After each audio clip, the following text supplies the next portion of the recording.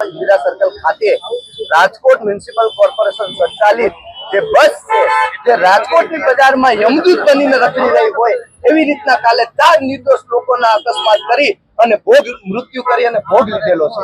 અવારનવાર આ રાજકોટમાં સિટી બસોનું આવી ફરિયાદો આવે છે, સ્કૂલ સ્પીડમાં ચલાવવી, ક્યાંક એને કોઈ રોકવાવાળું હોય તો તેને મારવો। આપણે 6 મહિનાની ઘટના જોઈએ તો 6 મહિનામાં ઘણા લોકોના આ સિટી બસ દ્વારા જીવ લેવામાં આવ્યા છે।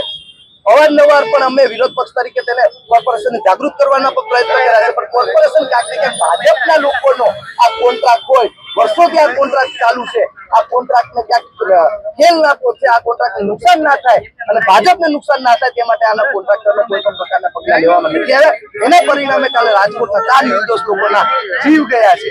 અમારી માંગણી છે કે જે આ સિટી બસ છે એ તાત્કાલિક રોકી દેવામાં આવે, જ્યાં સુધી કુશળ ડ્રાઈવરોની ભરતી કરવામાં ના આવે, સિટી બસ નું ફિટનેસ સર્ટિફિકેટ જ્યાં સુધી આરટીઓ ચેક કરીને ઓકે ના કહે ત્યાં સુધી આ બસોની સુવિધા રોકવી જોઈએ।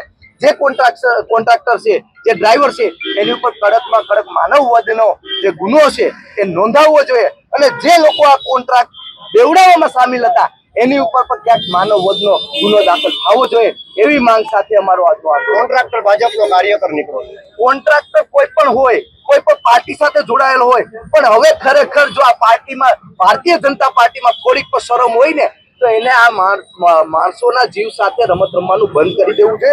ભૂતકાળમાં પણ આ રાજકોટ મ્યુનિસિપલ કોર્પોરેશનના પાપે 43 કે 29 જેટલા જે લોકોના જીવ ગયા છે, જે ટીઆરપી ગેમિંગ ઝોન થયું હતું। આજે દુઃખ થાય છે કે ક્યાંક ને ક્યાંક આ પૈસાની લેતી દેતીમાં પોતાનું ભાન ભૂલી ગયા છે અને રાજકોટની પ્રજા સાથે તેના જીવન સાથે છેડો કરવાનું આ મ્યુનિસિપલ કોર્પોરેશન અને ભારતીય જનતા પાર્ટી સરકાર ચૂકતી નથી।